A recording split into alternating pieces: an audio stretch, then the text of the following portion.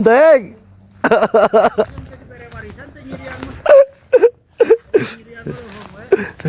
Bener, oi.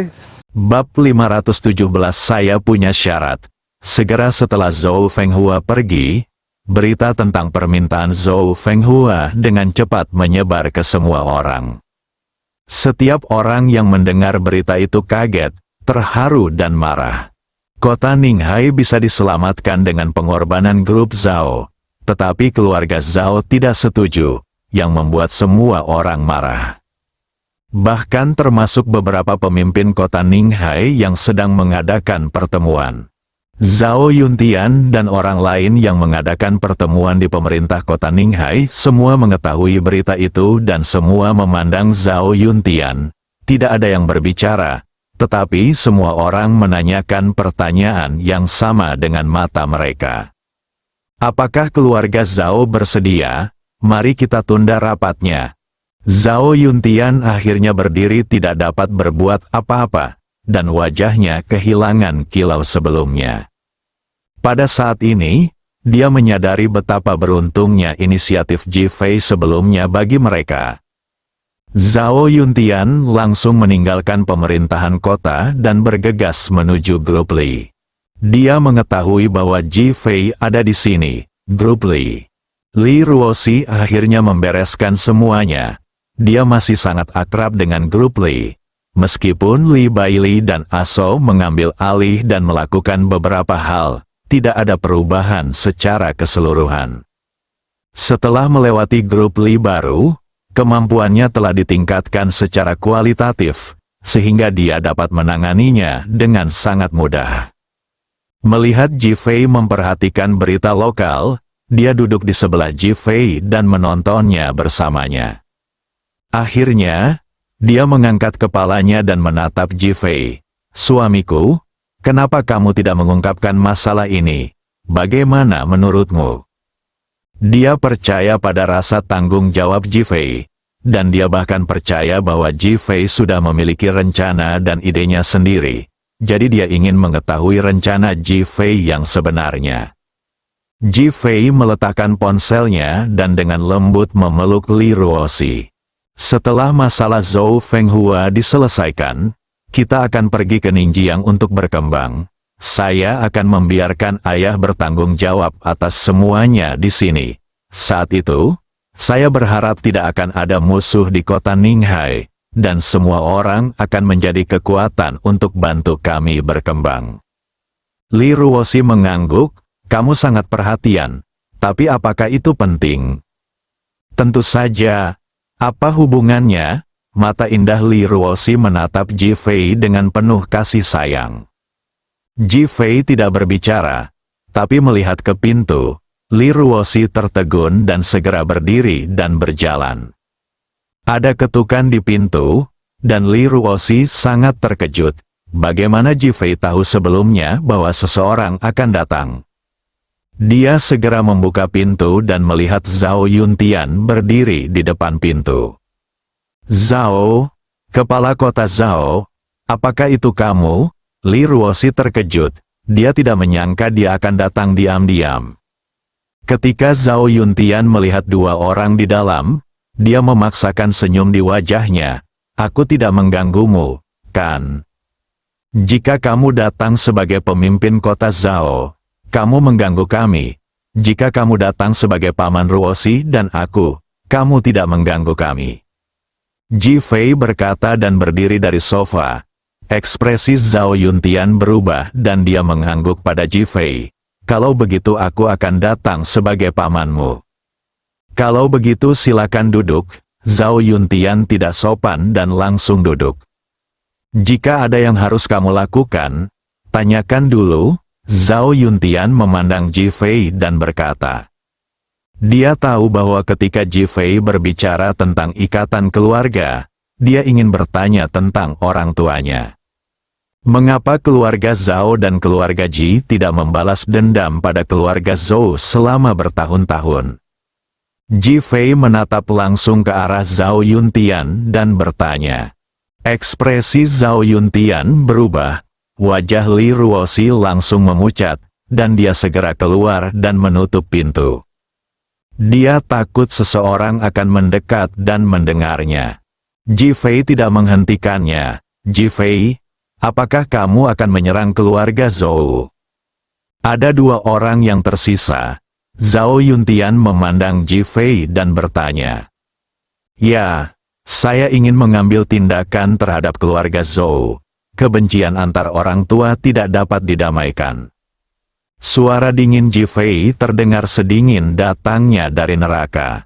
Zhao Yuntian tidak bisa menahan diri untuk tidak bergidik. Melihat Ji Fei berdiri di depannya, dia merasakan tekanan yang tidak dapat dijelaskan. Dia akhirnya berdiri dan melihat keluar jendela, tampak tenggelam dalam pikirannya.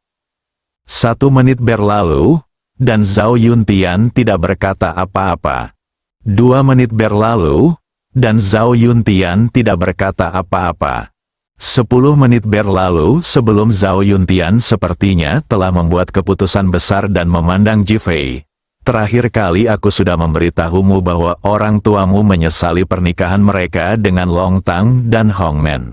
Apakah kamu ingat? Ingat, kalau begitu, kamu seharusnya sudah mengetahui tentang kedua organisasi itu, kan? Tidak perlu mengerti, aku tidak takut pada mereka. Mata Ji Fei berkilat marah. Zhao Yuntian bisa merasakan kemarahan di hatinya. Mengangguk, saya percaya jika Anda mengatakan Anda tidak takut, tetapi ada sesuatu yang saya tidak tahu apakah Anda pernah memikirkannya. Ada apa? Mereka adalah pahlawan tanpa tanda jasa bagi negara kita. Jadi apa? Bisakah kita membalas dendam secara pribadi? Bisakah kita menyembunyikan kejahatan? Zhao Yuntian menggelengkan kepalanya. Kamu tidak bisa hanya melihatnya seperti ini. Mereka memiliki hal lain yang tidak kamu ketahui. Bukankah ada gerbang merah di belakang keluarga Zhou? Kata Ji Fei langsung. Wajah Zhao Yuntian menjadi pucat, dan tanpa sadar dia melihat keluar pintu, seolah-olah dia takut seseorang akan mendengarkan di luar. Kamu, bagaimana kamu tahu? Lalu dia bertanya dengan heran. Mengapa kamu tidak bertanya padaku mengapa aku menjual grup Li baru? Ji Fei bertanya balik. Mengapa? Saya hanya ingin mencari tahu dari mana dana Zhou Fenghua berasal. Mendesis, Zhao Yuntian menarik napas dan menatap Ji Fei dengan mata bertanya-tanya. Apakah kamu mengetahuinya? Akhirnya aku hanya bisa bertanya. Saya menemukan uang dari Hongke Group. Hongke, Hongmen, apakah kamu dapat menebaknya melalui ini? Zhao Yuntian bertanya. Ji Fei mengangguk. Ya, saya dapat menebaknya melalui ini. Mengapa? Zhao Yuntian menghela nafas dan duduk perlahan. Bagi mereka, setelah mencapai level tertentu, beberapa rahasia bukanlah rahasia. Mereka mengetahuinya, tetapi dia tidak memberitahu Ji Fei. Tetapi Ji Fei mengetahuinya melalui metodenya sendiri, yang membuatnya memandang Ji Fei dengan lebih berbeda. Alasan mengapa keluarga Zhao dan keluarga Ji tidak membalas dendam adalah di satu sisi karena alasan internal dan di sisi lain karena kurangnya kekuatan. Pengecut, terkutuk, Ji Fei mengepalkan tangannya, matanya penuh ketajaman dan kemarahan. Zhao Yuntian tidak keberatan dan melanjutkan, Ji Fei, jika kamu ingin membalas dendam dari mereka, aku hanya punya satu permintaan. Ji Fei mengerutkan kening, apa permintaannya? Dia bertanya dengan nada sangat enggan, tidak bisa membunuh rakyat mereka. Zhao Yuntian mengucapkan kalimat ini hampir kata demi kata, dengan nada yang sangat serius. Oh, Ji Fei mencibir, bisakah mereka membunuhku saja, tapi aku tidak bisa membunuh rakyat mereka. Ji Fei, aku pamanmu, percayalah, kamu bisa mengalahkan mereka sampai mati. Selama kamu tidak membunuh mereka, kami bisa menyelamatkanmu. Jika tidak, keluarga Zhao dan keluarga Ji kami tidak akan berdaya. Nada suara Zhao Yuntian penuh kekhawatiran, bahkan kegembiraan. Tidak, Aku tidak membutuhkan perlindungan dari kalian para pengecut.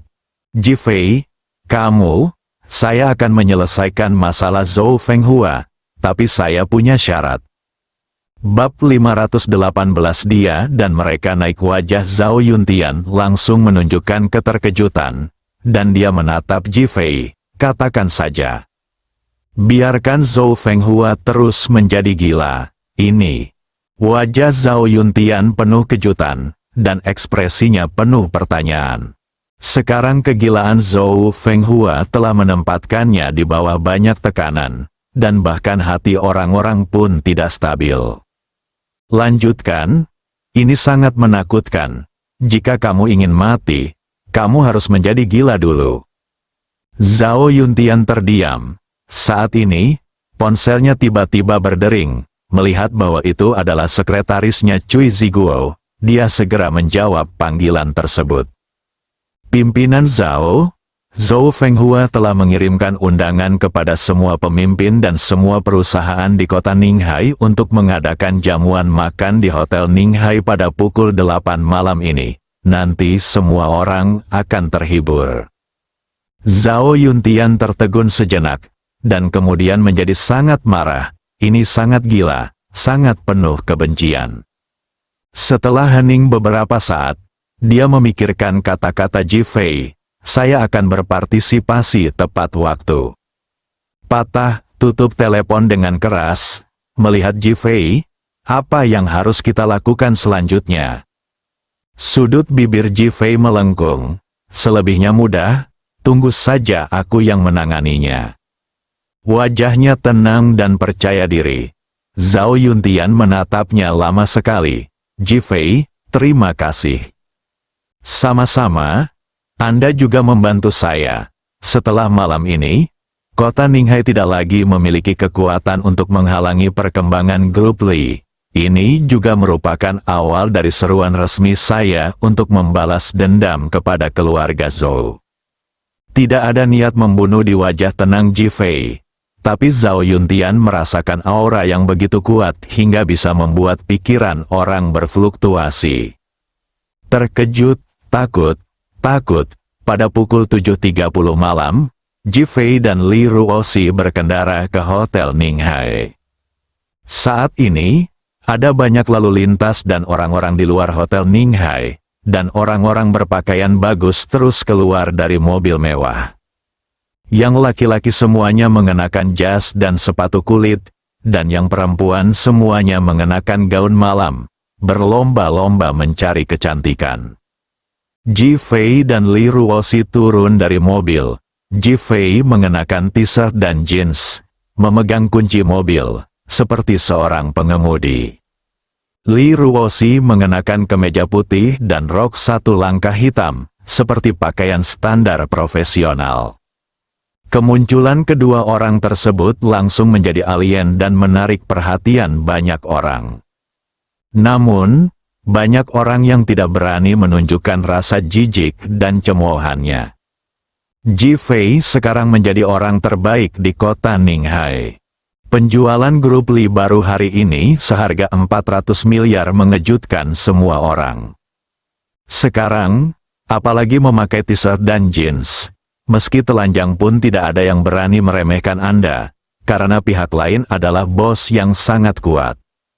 Semua orang di tempat kejadian dengan sadar menyingkir.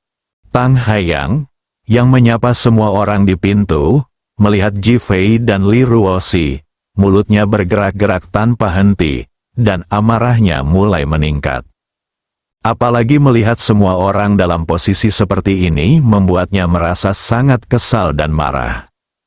Tang Haiyang memandang Ji Fei dan Li Ruoxi yang mendekat. Perjamuan hari ini, hanya orang dengan nama perusahaan yang bisa masuk, dan semua orang harus menyingkir. Suaranya dingin dan penuh sarkasme. Li Ruoxi menoleh untuk melihat Ji Fei, yang meremas tangan lembutnya dan berjalan dengan tenang menuju Tang Haiyang. Tang Haiyang berpikir bahwa Ji Fei akan berhenti ketika dia mendengar kata-kata ini. Tetapi dia tidak menyangka bahwa dia akan begitu tenang dan segera menunjukkan kemarahannya. Ji Fei, Jamuan makan hari ini mengundang ketua atau manajer perusahaan. Kamu dan kamu istriku sekarang sudah lewat. Silakan pergi dengan sadar. Jika bukan karena dia tidak bisa mengalahkan Ji Fei, dia akan berteriak marah. Ji Fei melirik wajah Tang Haiyang secara tidak sengaja. Tang Haiyang merasakan jantungnya bergetar dan tanpa sadar mundur selangkah. Namun, dia segera kembali normal dan menatap Ji Fei sambil mendengus dingin. Apakah kamu mencoba memaksa masuk? Tatapannya telah mengingatkan Xiao Cui dan orang lain di sebelahnya untuk bersiap memanggil polisi. Jika Anda tidak bisa melawan, Anda selalu bisa memanggil polisi. Direktur Li, silakan masuk. Ji Fei memberi isyarat mengundang kepada Li Ruoxi. Li Ruoxi menegakkan punggungnya, melangkah maju untuk menyelamatkannya, dan mengabaikan Tang Haiyang. Dahi, Tang Haiyang merasa sangat dihina. Pria berleher tebal itu tersipu dan berkata, Ji Fei, sekarang grup Li baru sudah tiada. Kamu masih mengaku sebagai ketuanya. Bukankah kamu tidak tahu malu? Dia ingin menggunakan ejekan untuk membuat Ji Fei dan Li Ruoxi pergi karena malu. Namun Ji Fei tiba-tiba berhenti dan menoleh untuk melihat semua orang yang hadir. Ini istriku Li Ruoxi, sekarang ketua grup Ninghai Li. Perkenalan dengan senyuman sangat khusyuk, ledakan. Begitu kata-kata Ji Fei keluar, adegan itu dipenuhi dengan kebingungan dan bahkan sedikit kejutan. Tang Haiyang juga kaget, tapi segera tertawa. Ji Fei, bisakah kamu berhenti membual? Apakah masih ada grup Li di kota Ninghai? Kapan ini terjadi? Kenapa aku belum pernah mendengarnya? Dia tidak mengetahui berbagai cerita antara grup Li dan grup Li yang baru. Oleh karena itu, nadanya penuh dengan ejekan. Membenci, menurutnya, Ji Fei sengaja mendirikan perusahaan untuk membuat orang tertekan dan mengecewakan mereka. Namun kerumunan di jalan sangat heboh. Grup Li, apakah grup Li yang menggunakan mahar sebagai hadiah? Ya, itu adalah perusahaan yang Ji Fei persiapkan untuk Li Ruoxi 5 tahun lalu. Ya Tuhan, grup Li adalah milik mereka. Sekarang mereka memiliki 400 miliar. Jadi mereka adalah perusahaan super raksasa di kota Ninghai. Diskusi langsung bergema. Tang Haiyang yang semula sombong mendengar berita itu, kepalanya berdengung, seluruh tubuhnya terasa berantakan, dan ada kerumitan yang tak terlukiskan di dalam hatinya. Dia menatap Ji Fei dengan ekspresi seperti, apa yang sebenarnya terjadi? Grup Li kami akan memulai lagi mulai hari ini dan menyambut perusahaan-perusahaan di kota Ninghai untuk datang membahas kerjasama. Setelah Li Ruoxi selesai berbicara, dia melirik Tang Haiyang dengan jijik dan langsung masuk ke dalam, meninggalkan Tang Haiyang berdiri di sana dengan bodoh. Ketika dia bereaksi dan hendak mengikutinya untuk menghentikannya, orang-orang yang menghadiri jamuan makan hari ini sudah mengejarnya. Halo, Direktur Li, perusahaan kami bersedia bekerja sama dengan Anda. Bolehkah perusahaan kita berkunjung besok? Semua orang berbicara satu demi satu, menunjukkan antusiasme yang kuat. Tang Haiyang mencoba masuk ke dalam kerumunan, tetapi terjepit beberapa kali. Lift terbuka, dan Li Ruoxi serta Ji Fei masuk ke dalam lift.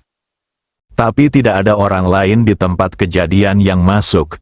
Mereka semua berdiri di luar dengan hormat, membiarkan kedua orang itu naik ke atas terlebih dahulu. Ji Fei dan Li Ruoxi menatap wajah cemas Tang Haiyang di luar, dan naik lift ke atas sambil tersenyum, meninggalkan Tang Haiyang yang hendak muntah darah. Pada akhirnya, Tang Haiyang tidak punya pilihan selain menelepon Zhou Fenghua. Zhou Fenghua saat ini sedang mengobrol di lantai atas dengan para tamu yang datang lebih dulu. Selamat atas kembalinya raja dari keluarga Zhou. Mengingat 4 keluarga besar di kota Ninghai saat itu, Keluarga Zhou adalah yang paling misterius dan paling berkuasa.